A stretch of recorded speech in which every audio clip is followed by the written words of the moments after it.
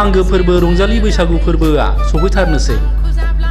बेखौनो बिथा खालामनानै दुलाराय बर' हारिनि गेजेराव रयेल बड' प्रडाक्शन हाउसआ खान्थाल जाब्ला आथा नाङो मुंनि दोंसे बर' एलबाम आरो ड्रामा लानानै फैगासिनो दं। बे भिडिअ'आव गाहाय नुनो मोनगोन मुंदांखा फावगिरि सिम्पल ब्रह्म, रनजित उजिर, खदाल मार्बल आरो सोनाब बेंगलनि फावखुंगुर गौरब कार्जि बिथांमोनजों लोगोसे गाहाय फावखुंग्रि महरै अनामिका बर' बिथांखौ। बे एलबाम आरो ड्रामाखौ सुजुदों आरो बिथोन होदों मुंदांखा बिथोनगिरि एबा डिरेक्टर महरै माइकेल मुसाहारि बिथाङा। बे समाव प्रडाक्शननि बिगोमा बि बर' बिथाङा अनसायनो थाखाय रायजो राजाफोरखौ बयनिसिमबो गुरैयै खावलायहरदों। जोबोद मोजाङानो जादों। डिरेक्टर स्क्रिप्ट गासिबो फंबाय जोंनि माइकेल मुसाहारिनि बिथांजों आङो ड्रामायाव फार्स्ट टाइम, ओमफ्राय मिउजिकआ सिगां बानायदोंमोन खिन्थु ओंखाराखै, ओमफ्राय नै दा सेकेन्ड टाइम आरो आं फंबाय माइकेलनियाव। जोङो दिनैजों सानब्रै जाबाय बेखौ बानायनाया। नोंजों लोगोसे सोर सोर मा मा पार्टआवहाय रल खालामदों? आंजोंहाय नैबे आदा दङ रनजित उजिर, बे आंनि फिसाय जादों। ओमफ्राय नै बिसोरो साइडआव दङ आरो एक्टरा जाहैबाय मार्बल, मा होनदोंमोनलै नाम मोजां मिथिसारनो। ओमफ्राय सासे फंबाय गोदान दङ माने वेस्ट बेंगलनि, मा होनदोंमोनलाय गौरब कार्जिनो। ओमफ्राय एक्ट्रिस दङ बेबो गोदान, एबारसो फार्स्ट ड्रामायाव खालामदों, अनामिका बर'नो। गोदान नालाय बारा मिथिया आङो। एक्ट्रिसआ आंनि बिनानाव जादों। औ। मा मुं बे एलबामनि मुङा? एलबामनि मुङा जाहैबाय खान्थाल जाबा आथा नाङो। बैसागु लोब्बा लानानै बानायनाय जादों नामा? औ, बेयो माने बैसागुखौनो एकदम लोब्बा लानानै बिबाजि बिबानां एदावलायनाय आरोखि। माब्ला हगारनाय जागोन? बे बैसागुनि फार्स्ट उइकआवनो हगारनाय जागोन। नोंथांमोनखौ अनसायगोन होननानै आं मिजिंथिबाय आरोखि। आङो दिनै जोबोद गोजोननाय मोन्दों। जोङो दिनैजों सानब्रै सानथाम जाबाय, मथा मथि सानब्रैनि प्रग्राम नैबे रयेल बड' प्रडाक्शन हाउसनि जे दैदेननायाव माइकेल सारनि डिरेक्सन, बावहाय जोङो ड्रामाजों लोगोसे मिउजिक बैसागुनि बेखौ जोङो दा बानायगासिनो दङ। दिनै जोबनायनि लामायाव दङ।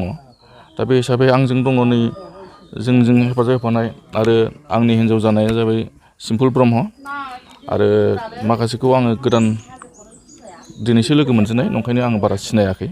दा आंखौ माइकेल सारा लेंहरनायखाय आं बेखिनिखौ हाबाखौ आं बाहाय आगान सुरफैनाय जादों आरो बे फिल्मनि थाखाय।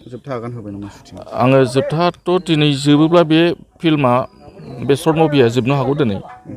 बैसागु लोब्बा लानानै बानायनाय जादों ना? औ, बैसागु लोब्बा लानानै बे ड्रामा आरो मिउजिकखौ लानाय जादों आरो। रायजो राजाखौ अनसायनो थाखाय मा खालामो? दा बेखिनिखौनो बुंनानै आङो जोंनि बे साफ्रोमबो जोंखौ अनसायग्रा रायजो राजाखौ जाहाथे आरो जोंनि नैबे गोदान प्रडाक्शनखौ बयबो अनसायो होननानै आङो नोंथांमोननि हेफाजाबजों रायजो राजाखौ खावलायनो सानो दे बयबो अनसायगोन होननानै। नोंथांनि बेहाय रल खालामनाया माबायदि? बावहाय आंनि रल खालामनाया, आङो सासे न'खरनि बिदा गारजेन। आङो टाउनाव थायो। जोङो बिजिबसाइ टाउननिफ्राय जोङो बे गामियाव बैसागु जानो होननानै फैनाय जाहैदों आरो। थिग बेखिनियानो जोङो बाहाय ड्रामा मोनसे एन्टारटेनमेन्ट लानाय जादों। मा मेसेज बेरखांगोन होनना आसा खालामो? आङो बावहाय जोबोद मोजां बेरखांगोन। बावहाय जोंनि बर' कालसारनि जे बैसागु मोसानायाव माखासे मा लोब्बा लानानै जोङो ड्रामाखौ लाफानाय जादों, बेखौ जोङो मोजां जागोन होननानै सानदों आरो रायजो राजाया निस्सय अनसायगोन। माने अनेक गोदान माने जिनिस सोलोंनो मोन्दों फैफिना। आं मालाबाबो आसाम फैफिनाखैमोन। फार्स्ट टाइम माइकेल दा आंखौ लिंहरबाय, थ' भेरि थेंकफुल आं। माने अनेक मोजां मोन्दों बेवहाय फैनानै, आरो बे शुट लानानै ओमफ्राय जोंनि बेजों आरोखि बिदि शुटना सलिया, खालि आंबान बानायो बड'आव। ओमफ्राय बेजों फैनानै माने अनेक मोजां मोन्दों आरोखि बे माहलाव थानानै शुट लानो।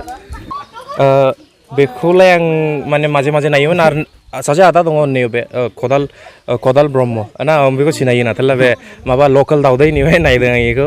ओमफ्राय माइकेल सारखौबो सिगांनो खोथा जायोमोन माइकेल सारजों, आरो सानैल'। आं वेस्ट बेंगलनि दा स्क्रिप्टमा इदि आरोखि माइकेल सारा माने इदि लिखादों स्क्रिप्टमाखौ जे आं वेस्ट बेंगलनि फैयो आरोखि। ओमफ्राय जेलेस टाइपनि दङ आं बेखौ जेलेस फिल खालामहैयो।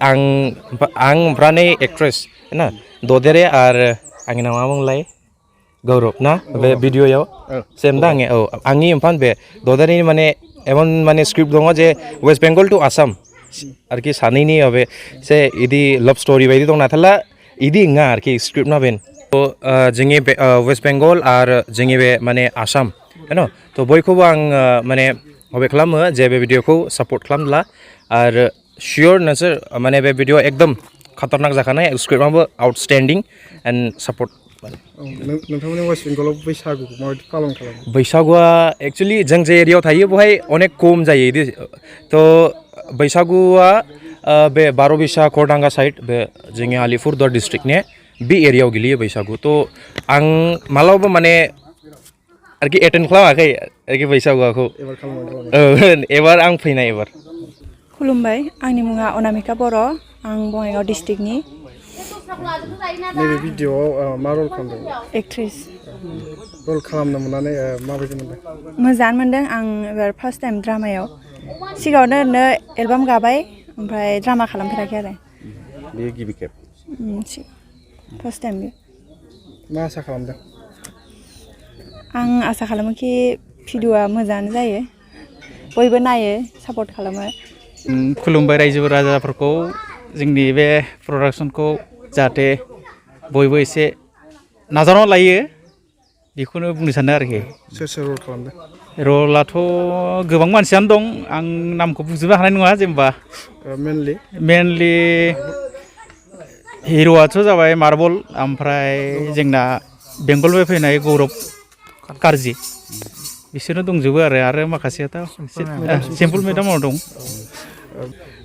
आंनि मुङा बि बर' बे सल'खौ मेदाम सुलेखा आरो आंजों रोजाबनाय जादों आरो ओइ बाजै बैसागु बोथोरा सफैब्ला रंजानाय बोथोरा सफैब्ला गोसोआ आंनि रंजाखाङो बाजै गोसोआ आंनि बोदोर जायो बिसिम जासिगोन दे ओइ बाजै बैसागु बोथोरा सफैब्ला रंजानाय बोथोरा सफैब्ला गोसोआ आंनि रंजाखाङो बाजै गोसोआ आंनि बोदोर जायो बिसिम जासिगोन दे गासिबो सिख्लाफोरा आंखौ लोगो मोनब्ला कादा बोराय मावजि बोराय होननानै जंखायबायो बाजै आंखौ एदावबायो गासिबो सिख्लाफोरा ओइ बाजै आंखौ